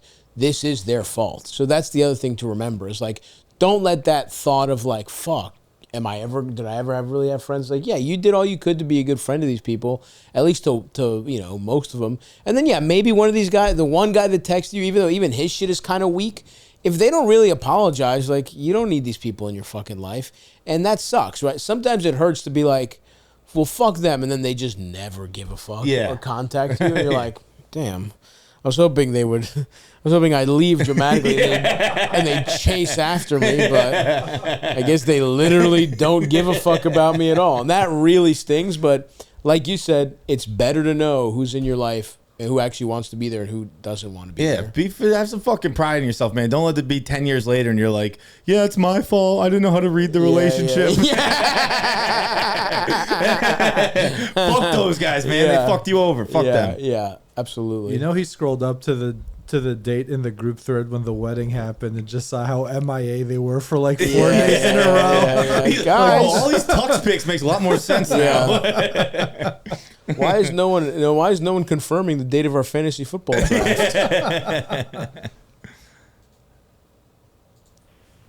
Hey, Stav, long-time listener, first-time caller, also Patreon listener. Love your Patreon. Thank you. For the eldest. Hope you guys are having a great time. My question comes, I'm a 24-year-old college student. I usually have a good time talking to people, but I really struggle with sports. You know, I don't really watch a lot of sports. I grew up with a lot of women who just only cared about reality TV shows and like BET award shows and stuff like that. And I mean, I never really gotten into sports myself. I was a band kid, little nerdy guy. So I mean, I never really had a reason to. I played football in middle school, kind of hated it. So, I mean, that's as far as I got with that. And right now, I just know stuff about ultimate frisbee. And I mean, even then, I just know that some YouTuber, some tech YouTuber is also an ultimate frisbee player. And that's my extent on that sport. So, I just, like, is there any way, do you know any, like, what's a beginner sport I can get into to, like, fake, I guess, put it in a conversation like I know what's going on, or just, like, what's a good way of just, I'm getting into sports as a whole. I mean, I'm in Alabama, so I know the classic like Alabama Auburn and all that stuff. But I mean, like I just kind of say I go for Alabama because I'm in Alabama. So I mean, that's as far that's really all I can do right now. So give me some tips. Thank you guys so much, and hope you have a great day. Thank you. Interesting. So he just wants to be able to talk sports enough to like survive day to day in Alabama. Yeah. Basically. I mean, the first thing I would say is like you don't have to talk about sports, right? Like you have your own interests. Yeah. Plenty of people like talking about fucking reality TV shows. Like I guess not as many like the tech YouTube frisbee golfers. Yeah, but don't mention ultimate frisbee ever again. You know, whatever you like it, that's great. That's a personal thing. You're not going to make friends talking about ultimate frisbee. I do think though, I've said this a lot, right, to people where it's like one of the great social lubricants in America is knowing anything about. Pick one sport. I mean, you bang for your buck football, bang for your buck across America, NFL, yes, right? Most people in America, or at least cursorily, understand the NFL. And the nice thing about the NFL is, like, even if you're not big on the sport, like, you could conceivably play fantasy and kind of play it as a, like, little game. Like, there are people who know players because of fantasy who don't really watch the games. I've heard that from broadcasters. Oh, interesting. Like commentators that they started playing. I'm really referring to one person specifically, but they started playing fantasy once they stopped playing in the NFL and started doing broadcasting because they were like, it's the only way I could learn names. Right. And I was like, oh, that actually makes a lot of sense. Yeah, and so it's like a way to kind of keep up with it, and you gamify it in a different way that might help for a little nerd, former nerdy guy, whatever. And also, it's like you just kind of have to know the very basics. The other thing that's like there's a lot of, people blend a lot of like entertainment and sports now. You might be able to find, like, I'm sure there's specifics. I'm sure there's like specific like, things that are not just that aren't very stats oriented. It's more about like the vibe or whatever. That's what I was gonna say right there. My biggest advice would be go to a game. I like. It can be high school football, it can be college football, it can be NFL football, whatever. But like me personally, I need to feel part of the environment. And I'm not that I'm a huge EPL guy or tennis guy, but like those are sports I've been to lately, and I've found myself a much bigger fan of them because you get to feel the full experience. Sure. I don't like. I'm the exact opposite of what we just said. We're like. Gamifying it doesn't work for me. Yeah, I gotta feel it, and I think that's. I do think it's almost like one or the other of those things. And I think like for somebody like this who's just trying to survive, basically, it's like I would say, honestly, like the easiest way I think is like from your computer, fantasy, or I mean, you're in Alabama. Like if you listen to pick one Alabama college football podcast, and listen to that once a week. And just sort of be aware of it, you're fucking golden, right? Like that's enough to get it. Or if you actually go to the games and you be like, I was there, because it is a completely different thing. And you feel the effect the sport has on people. Like again, it can be high school level. You don't have to buy a ticket to the fucking Alabama game. You can buy a ticket to a high school game, but you just see like the effect it has on people, and you're like, oh, this is cool. And then that's what worked for me. That like I want to learn more about it that way. I mean, I also think there's so many podcasts now that aren't hard analytics or whatever. That's like I think the real thing is like find a sports podcast you enjoy that like you're into for sort of like the personalities. Yes. And kind of just listen to that. Because that is how most guys consume sports. 100%. Is like it's just reality TV for sure. They say they love watching the product on the field, but like they like talking about the drama of trades, who's banging who's dating this person. Like it's just reality TV. So if you like reality TV, consume it that way. And I think it's a podcast. Like you have to hunt for a bit of a podcast, but like people love. I'm not a big college football guy. People do love college football. So I'm sure those exist. Like back in the day, me and Sam Morril used to do a basketball podcast that was more comedy. It was like much more comedy. It was like we would make fun of the storylines and all this stuff. And I'm sure that exists. I mean, for like football, if you want to do that, I mean, like, pardon my take, it's like the fucking hugest show for a reason. It's like people fucking, like that's a great example of something that is fun. A lot of Barstool stuff is kind of like that, where it's like, you latch onto the personalities. And sometimes the sport is kind of secondary. And it's like, I think there's so much sports media out there for our friend here where it's like, I think you can find something that'll kind of keep you grounded. And especially even if you don't even want to watch the games. Like there were times, even when I was really into the hoops, where I would be really busy and I wouldn't watch that much, but I would still listen to like recaps of stuff. That kind of thing. So I think you got to just like, I think my tip is like pick one thing. I mean, for you, it's probably college football because it's the biggest thing in the South. I mean, it's like Alabama, it's bigger than the NFL. Any other part of the country, I would say the NFL is probably the most bang for your buck. But also in certain cities, the NBA is bigger, so pick one sport, pick one podcast you like, and let that kind of guide you. And that's enough to just... All you want is enough to get you through an elevator ride with a guy wearing a fucking Alabama hat. You don't have to be a fucking expert. You know what I mean? So also the word crapshoot. I had a buddy once say that. We were on a boat and he's like, if you just want to know what you're talking about, just say the word crapshoot. And like anytime like someone was on the dock, he'd be like, it's a crapshoot out there today. And the guys would be like, I know, and keep walking by. And I was like, he doesn't know what the fuck he's talking about. A couple cliches will take you a very, very long way. But yeah, dude, good luck out there. It's admirable what you're trying to do to just be able to talk to your neighbors a little bit. It's so perfectly Alabama, too. Yeah. Like someone has to call into a helpline. Yeah. How do I like sports? I can't talk to anyone in the state. Totally. And then honestly, it might be like move. Yeah. You know what I mean? Like, you don't have to stay in fucking Alabama, dude. Stavvy, eldest, and guests, thank you guys for taking this call. Hopefully on a free one. Just wanted to run something by real quick. Me and my fiance just had a bachelorette trip over the past week. We were gone for about 4 days, 3 nights. While we were gone, we had my in-laws, or her parents, my in-laws, watching over our animals for the week that we were gone. And we have 2-bedroom apartment with a nice size living area for the living room, giant couch. Spare bedroom has like a queen size pull-out couch that's not the most comfortable, but we usually make do when they do stay with us. While we were gone, our in-laws ended up staying in our bed, and we don't know how to feel about it. They didn't ask. They kind of just stayed in our bed, didn't change the sheets, Didn't change the pillows, sheets. Crazy. used all of our stuff, all of our private info, all of our private, sex shit's in there. So we were just kind of skeeved out that they would do that without asking, and now it's causing kind of a tiff. So just wanted to kind of run that by you. Am I overreacting, or is that something that we should kind of set boundaries for? We kind of told them up front, like, hey, don't use our vehicles, don't go in our room, like that's our private stuff.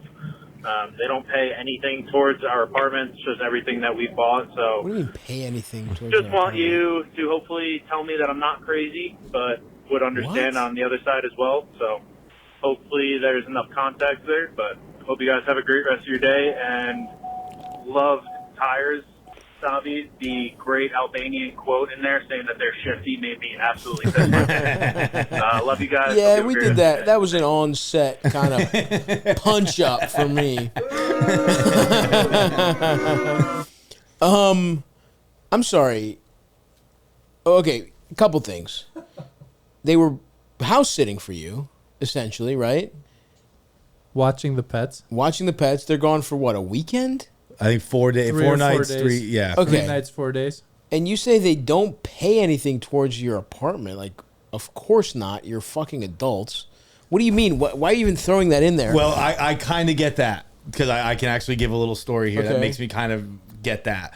Where this is funny. The Sox Tigers game 3 of the divisional series, the Poppy home run, the Poppy grand slam. Okay. Me and my dad were at that game. I was living in Boston at the time, and we ended up getting fucked up afterwards. We were so excited. It was a crazy Sure, game. Got sure. hammered. My dad ended up staying in my apartment with me. He couldn't drive back home. Yeah. And Hell yeah. we get into my apartment, and I just kind of like out of being nice was like, hey, you can take my bed, I'll take the couch. And he's like, cool, thanks, and went to bed. And I was like, well, hang on a second, time out. Like, just so it's clear, like I do pay for this apartment. Like, Yeah. because when he would come visit me in college, sometimes I'd give him the bed and he'd take it. Sure. And at the time, he was helping me out financially, so I Sure. was like, all right, he gets the bed, no big deal. At that point, I was like, you can't just take my fucking bed, dude. Yeah, but you asked him. I You did offered. offer it. And I it's offered like, it. it's not, see, this is like, I think like when you're younger, it's like, I'm dad, I get to do what I want. But when you're not, it's like, yeah, you're talking about hospitality. Yeah, you know what I mean? yeah. Like, you're talking, and so like, to me, you are, like, is this weird? Yes. Right? Like, well, first of all, the weird part is not changing the sheets. If someone is house sitting for me, yes, they're gonna sleep in your fucking bed. Did you set up the bed for them? If you wanted them in the guest room, did you say, hey, here's some clean sheets, here's some towels, stay in the guest room, our bed's a mess, whatever. Like, you sound immature here, honestly. Like, when you have someone house sitting for you, you set things up for them. And these are not strangers. These are your fucking in-laws. So you or your girl should have told them, like, hey, we'd prefer if you didn't sleep in the... Did he said they have a guest room or no? He said have they a make guest- it work. Yeah, they have a guest room with like a shitty pullout. I couldn't even tell what he meant when he said make it work, because he was like, it's uncomfortable, but we make it work. I don't know if that means like they sleep on it, like he and his wife sleep on it when they're there, or if the in-laws sleep on there. He did make that really clear. But they're not there at the same time as the in-laws. No, Correct. In this scenario, they're not. But sometimes. So okay, if you have a guest room with a bed, they have to stay there.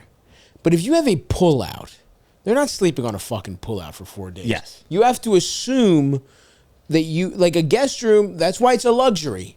It's because, you have a dedicated space for guests. They don't go into your shit. They have their own space. It's nice. you're not getting your fucking in-laws to sleep in a pullout. Right. Like, and now if you're there and someone's crashing with you, of course they're taking the pullout. Or if you're being nice, Yeah. you're like, we'll take the bed. You know, if it's like someone who's older or something, it's like, you take the bed, I'll be in the pullout. But here's the thing. I understand why this happened because neither your in-laws nor you have correct manners, right? Like, it's insane that in-laws left the place shittier than they found it. Yeah. Like, they kind of, this is like when your buddy crashes with you. Didn't change the sheets. Just fucking went into your shit. Didn't even at least take the sheets off the bed. Didn't put that's them in. bare minimum. Yeah, take them off the bed, start a load of laundry, be like, Yeah. sorry, I didn't get a chance to fucking, I had to leave. You or do that whatever. in an Airbnb, let alone your fucking... Yeah. They treated you worse than a fucking Airbnb. Dude, honestly, this is crazy to me because I would not even expect my in-laws to like change the sheets after they like crash at my place. I mean, they might, and it would be a nice gesture, but it's like... Well, here's the thing, though. You're right. Here's the thing. Them changing the sheets would be them overcompensating for him not setting the back. Because what you do is you change the sheets, knowing they're going to stay in your bed, right? So the fact that, and maybe, you know what, maybe they just assume like, oh, obviously they gave us new sheets or whatever, like... if it was my wife's parents, maybe it's a little different if it's like my wife's like, brother or something crashing, but I know, like being like pissed at like your parent-in-laws like wouldn't even change the sheets just seems a little crazy to me. And thinking either A, having proof or thinking that they rifled through your stuff is also like, sounds like these are just people you shouldn't be allowing to stay in your home. You don't have a close enough relationship. Did they write? Is that what he said? Did they actually rifle through their stuff? he's like we have like all our sex toys in there. It's like, it's like this is your fault, dude. Someone is doing you a favor. They're crashing in your bed, idiot. That's how this shit works. And so I guess you're right. I guess in like a world like if my mother or mother-in-law was staying with me, yeah, I would absolutely take care of everything. I would change the sheets for them, and I would have some fresh towels, whatever. And then if it was my mom, she's probably changing the sheets because that's how she is. But if they didn't, I would change the sheets, whatever. So yes, you're wrong. You are crazy. They were crashing with you. What did you expect them to just do you a favor and just like... And did you have sheets for the fucking guest room? Did you have shit set out? This is a problem in communication where, also it's like... It's a little bit on your fiance because these are her fucking parents. Yep. If it's anyone's job to communicate this, it's the person whose parents they are. So, but also you have strange expectations for, people doing you a favor.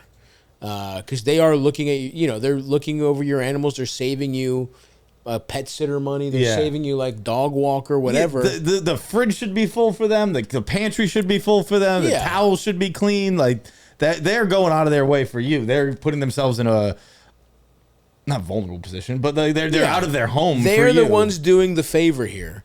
And so you're gonna let them sleep on a fucking couch? Yeah. Just watch the dog. Walk the dog. What's got shit? Yeah. The couch should be all set. Like, what are you talking about, dude? Yeah. How old is this fucking guy? I want to say I saw 29, or that might have been last voicemail. No. He didn't say. So anyway, whatever, dude. Yeah, you're a fucking idiot. And you just need to talk about this shit. You need to just like, and listen, maybe these people, maybe they agree with you, but either way, you have to clear this before. Yeah. Like you didn't tell them the ground rules. Also, like, if someone gave me these ground rules, I'd be like, it's fucking kind of weird. Like, okay, I guess I'll sleep in your fucking spare bedroom. Like, how about you who sleeps in the dog, bed? dude? Yeah, exactly. So yeah, sorry, man. We are ruling against you. But I mean, I also think this is like this is cultural. This is like European shit too, where it's like you bend over backwards for a guest, let alone your fucking in-law. Like, yeah. Even when you hate them, you actually treat them better when you hate them because you don't want to give them an excuse to badmouth them. You have to give them perfect treatment. What do you got, little L dunce? Let's go.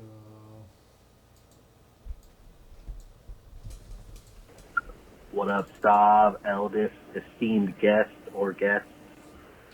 gonna keep this simple. I've been dating my girlfriend for about 3 years now. Everything's going great. Only problem is that I kind of come quickly. And, I've tried a lot of different things to not come quickly. I can't not do it. It's not that quick, but it just doesn't satisfy her. Sounds like it's pretty fucking quick, bro. Sounds like it's quick enough, my brother. It's not that quick, but it just doesn't satisfy her. And she's a little vanilla when it comes to sex, but she mentioned that she wanted me specifically to buy her a vibrator. And cool. She has never even owned one, used one. I've never had any experience with it myself, but I don't know where to begin, what to do. I want to help her, obviously. I want her to, feel satisfied. And, I just don't know what to do. She's a little, like I said, vanilla. She doesn't want to go to, like, a store or anywhere where someone could judge her or whatever. I don't know. It's not that big of a deal to me. I said, I'm down to go with you to a store, whatever. But, what do I do? Do I just go on the internet, just hope for the best one? I don't know. So, all right. What? Anyways, thanks. Love the show. This is awesome. Peace. Sir, you've come to the right place. We are the foremost vibrator experts on the internet. It's kind of nuts that she's she's like scared to buy a vibrator. She's never had one. That could be a big problem for you. She figures out how awesome vibrators are. Your fucking two pump chump ass is out the door. All right, so you're busting fast. Are you eating pussy? Are you making this woman bust in other ways? Are you applying yourself? Now, look, I think a vibrator is cool. I think getting a vibrator in the mix is cool. Yeah. I've never really had a vibrator in the mix. It's cool. Not regularly. I've had it on certain occasions. Sure, but up like your I've ass, never been like a jacking regular. off with a vibrator up your ass. When it's your birthday, you've got you get bought a new pair of heels. You're putting the vibrator. Yeah, of course. Special occasions.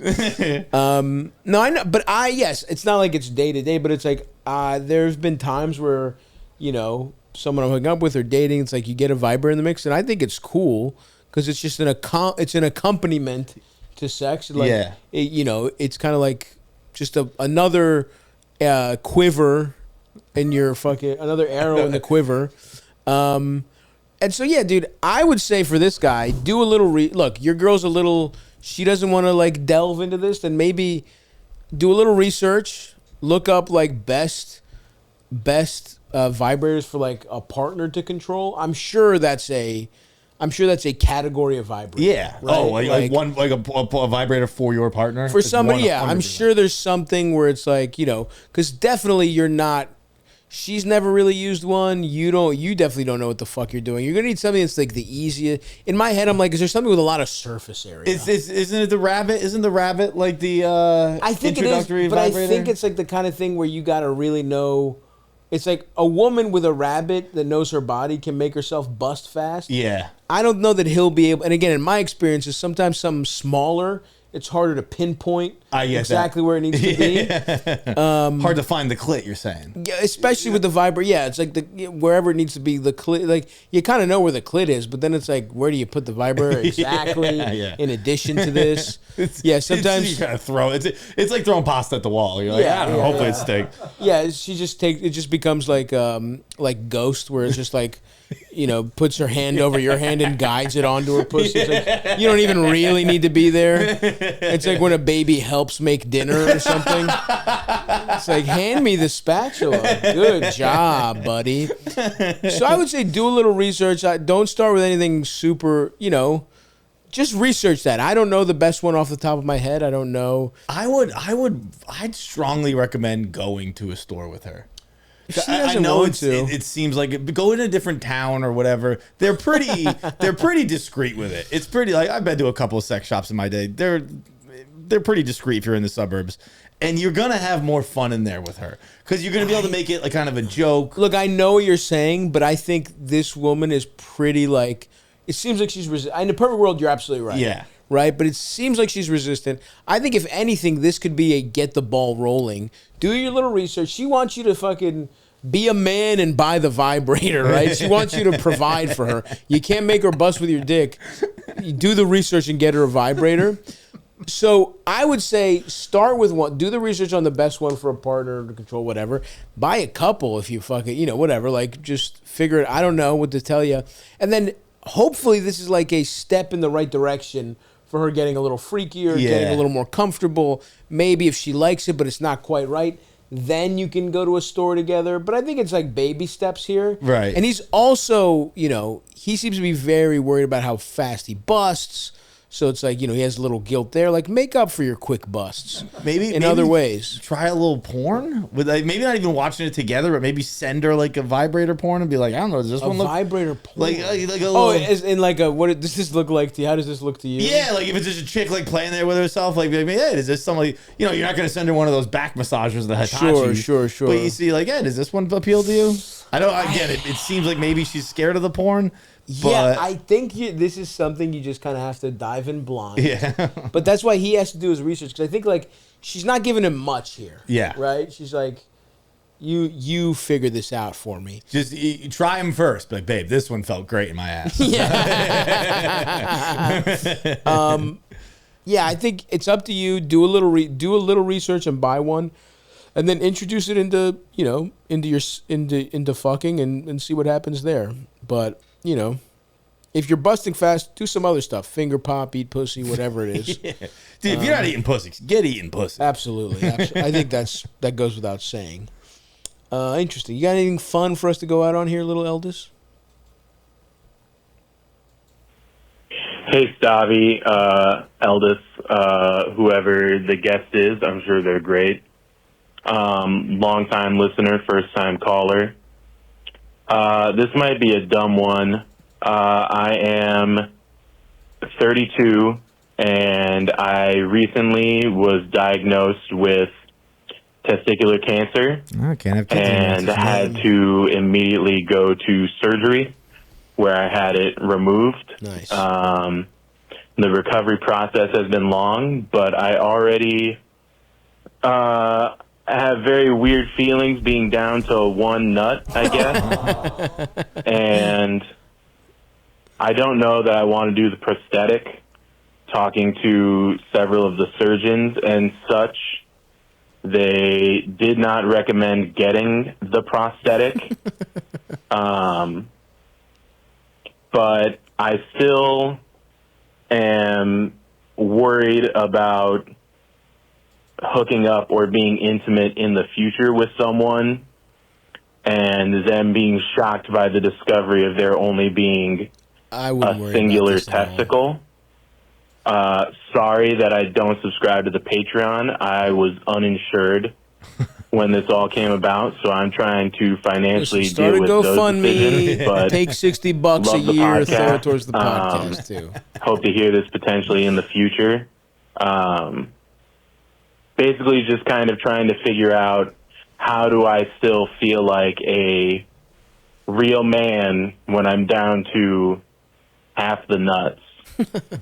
Thanks, man. Dude, this is fully just you're in your head way too much. Yeah, the last part I can't speak to because I imagine that does fuck you up. Like I don't know the psychology of it, but I guess that last sentence of like I don't know how I am a man anymore. I get that. Well, let me say this: there's many things that make you less of a man than having one nut. Yes, I promise you. That. You have emasculated yourself in many other ways. There are many things all of us do that make us less of a man that has nothing to do with what kind of nuts you have. Yeah, look how I've been sitting the whole show. And so I know, look, we can't speak to the experience, but I will say this. Girls aren't fucking measuring nuts. They're not, when they're, like, they don't know shit about your balls, dude. Like, they really don't. It might just look like you have little nuts, which isn't great, but guys with little nuts get pussy as well. And also, like, I've had girls who have been like, oh, I didn't realize you were, like, girls I hooked up with multiple times are like, wait, you're uncircumcised? It's like, what? Yeah, it's the whole thing. You didn't know that? Like, they're not really, like, now, Hopefully you find some real freaks that can really tell. Here's the thing. If you found a freak that noticed you have less nuts, you're already playing with house money because she's sucking your balls. She's playing with your nuts. She's tickling your grundle. She's getting in there, and she's the kind of open-minded person that wouldn't really give a fuck either way. And so look, who am I to just tell you don't worry about it? But it's like, this is not something to worry about. This is like, the important thing is you're healthy. You can fuck still. It might look weirder to you, but like, I promise you, like, girls don't. Like, if you were with a girl and like she was missing half her pussy lips, would you really know? So many girls have different looking pussies. So many guys have different looking balls. You wouldn't know, dude. And I think in the same way, most women wouldn't necessarily, like, you're not going to be in a lineup. It's not going to be like, here's 4 guys with 2 nuts and 1 guy with 1 nut, right? That'll never happen. I mean, I don't know what kind of freak you are. Maybe it will. I don't know. Yeah, if you're lucky. If you're at a fucking bukkake, maybe this becomes a problem, right? If you're getting fluffed, they notice 1 nut compared to the other guys. But most of the time, if you're talking about regular intimacy with somebody that you're dating or have some kind of even casual relationship with, this is not going to be an issue. And I actually have multiple friends who had 1 nut removed. We have, shout out to One Ball Nate, truly a great guy from college. Never stopped him. My boy's doing great. He was getting sucked off. And he's kind of, he's not handsome. Just a nice guy with 1 ball. Sorry, Nate, you're not a sexy guy. You're a great guy, but no one think, based off of other stuff, he's getting pussy. In the same way, you will get pussy. People will want to hook up with you. Or dick, whatever. Maybe you're gay. If you're gay, don't even worry about this. In fact, if you're gay, it's probably, they have a little, there's gay guys doing bingo and will suck off a guy with 1 nut. is the equivalent of G54. So yeah, dude, don't worry about this. And also, for like a nice bookend, Nimesh, we talked about at the start, Nimesh just said this exactly what you're saying. Nimesh like, I honestly forget what he did. I forget if he said he got a prosthetic or if he left it the single, but he was like, it's never been an issue. Yeah. Yeah, and especially if your surgeons are saying telling you don't get the prosthetic, obviously you're going to be in your own head, but even if someone notices it and you go, I had cancer and I had to get my balls chopped off, what's she going to say? Yeah. It also does not matter. It's not like they chopped half your cock off. Your balls don't matter. They're funny garnishes, but they're not really that important. Dude, put that thing up your ass and just say you got no balls. That's Who cares? true. Go no balls with it. That'll be cleaner. Yeah, you're fine. If anything, I would say if you're really worried about it, maybe plump your nuts up a little bit. Put a little, I'm also surprised by the answer from the surgeons. Like a healthcare professional not trying to get you to get by more. Like, what is interesting? I don't understand what the. I just don't want to say it confidently because I forget what Nimesh said, but I'm pretty sure he said he got the testicle. Oh, he did. And I can't see why it would be bad. I have 2 friends that have a prosthetic testicle. Let's see if has widely been while many individuals undergo the procedure for taking a prosthetic. The available search results does not explicitly state whether Nimesh has chosen We to found have the one. limits of AI. He said it in his most recent KFC radio. So if you're curious, we talked about it. He says he has 1 ball. Oh, he says he got just 1? Oh, no, he has a silicone ball. Okay, so yeah, he did go prosthetic. But look, dude, I don't think that fucking matters, dude. I got to be honest with you. But it's up to, obviously this is your choice. And if you're, I think you're fine either way. And ultimately it is your choice. If this is something that really fucks you up, fine, get the prosthetic. Nimesh has it, fine. One Ball Nate, my friend from college, doesn't have it. One thing I always think of that is helpful to me is like, you're not the first person to have this concern. Like there have been a million people who've lost a nut, a million people who've had a life afterwards. Yeah. Like whatever this sucks that you're feeling this and I'm sorry about that, but like in a year you won't be.